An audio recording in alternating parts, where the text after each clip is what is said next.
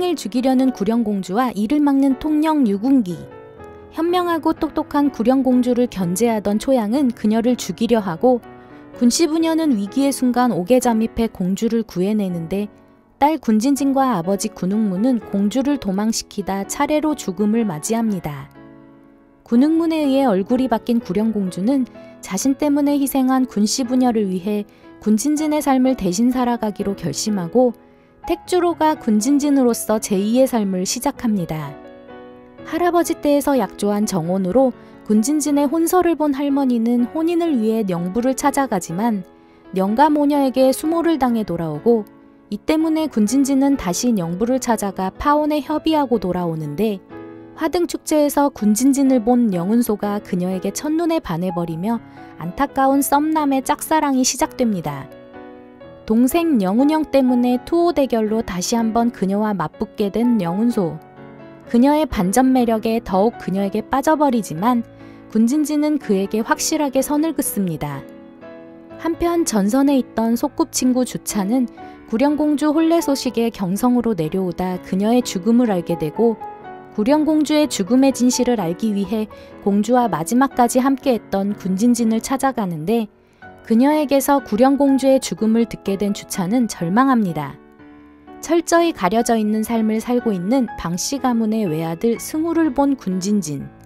그녀는 그의 병이 누군가에 의한 중독에서 온 것임을 알아내고 이 일을 계획한 송운평과 소부인에게 행동을 숨겨가며 그를 비밀리에 치료하는데 호전되는 병세에 더 이상 숨기는 게 불가능해지자 승우와의 가짜 결혼을 강행합니다.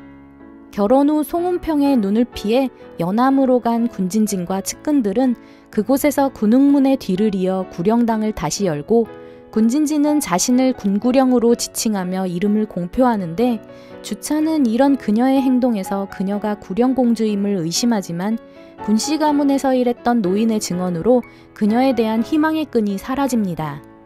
승우도 고치고 병자들도 고치며 군구령의 구령당은 명성을 얻고 할머니는 군구령의 계획에 따라 악의 무리를 소탕하는데 때마침 승우병이 완치되며 이들은 다시 택주로 돌아가려 합니다. 순탄치 않은 길을 돌아 주찬의 호의 속에 어렵게 집에 도착한 군구령과 측근들. 어느새 군구령을 좋아하게 된 승우는 자신의 결혼이 가짜임을 알게 돼 상심하지만 군구령의 미래를 위해 이혼서를 써주고 군구령은 그동안 차곡차곡 모은 증거를 가지고 아버지 지종의 죽음의 진실을 밝히기 위해 경성으로 떠나는데 경성에서 우연히 주찬을 본 군구령은 그를 따라갔다 유군기 사당에 있는 자신의 무덤을 보게 됩니다. 오열하는 주찬을 보며 마음 아파하는 군구령. 그녀가 주찬 앞에 모습을 드러내려 하는 순간 유군기가 등장해 군구령은 어쩔 수 없이 몸을 숨기고 주찬은 유군기와 대립하며 날을 세웁니다. 승우의 지지를 받으며 경성에서 구령당을 연 군구령은 어렵게 차곡차곡 명성을 쌓아가고 유군기는 초구령의 가족들을 초양으로부터 지키기 위해 언니 초구려와 혼인하는데 이를 지켜보고 있는 군구령은 혼내 행렬을 보며 마음 아파합니다. 환자를 치료하던 군구령은 유군기의 외도 사실을 알게 되고 군구령과 구령당의 존재를 알게 된 유군기는 그녀에게 돈을 주고 이름을 바꿀 것을 명령하는데 그녀가 자신의 명령에 따르지 않자 구령당의 강제 철거를 밀어붙입니다. 유군기와 단판 짓는 군구령. 유군기는 그녀가 쓴 처방전의 글씨체와 그녀의 카리스마에서 구령공주를 느낍니다. 두창의 발병. 군구령은 전염병 치료를 떠넘기는 태의들 때문에 동네 의원들을 설득해 환자를 치료하러 마을을 떠나고 어려운 상황 속에 종두법의 완성을 위해 주차는 기꺼이 실험 대상이 되는데 그들의 대화를 들은 유군기는 그녀가 구령공주임을 확신합니다. 군구령에게 청혼 예물을 보낸 유군기. 이 때문에 화가 난 주차는 예물을 박살내며 유군기와 혈투를 벌이고 영운소의 거짓말로 상황은 일단락되지만 이 일로 인해 주차는 질투심에 술을 마시고 꼬장을 부리고 유군기는 군구령을 차지하기 위한 의지를 다집니다. 살인사건에 휘말려 옥에 갇힌 주찬 때문에 유군기와 거래를 하고 경성을 떠나는 군구령. 그녀는 우연히 욱부인을 구하며 인연을 맺고 간신배 황성의 꿰으로 초양이 붓기와 화친을 맺자 삼군 백성이 위험에 빠지는데 군구령은 위기에 빠진 삼군 백성들과 성국공을 구하는 기지를 발휘하며 공을 세웁니다. 옥에서 나와 사목감에서 말을 돌보던 주차는 북기군과 맞서기 위해 사목감을 탈출해 전선으로 가고, 부모가 있는 곳에 찾아왔다 군구령과 재회하며 서로의 안전을 확인하는데, 군구령은 자신이 초구령임을 밝히지만 이미 눈치채고 있었던 주차는 기다렸던 그녀의 고백에 마음이 벅차오릅니다. 상황을 정리하고 우여곡절 끝에 경성에 도착한 주창과 군구령.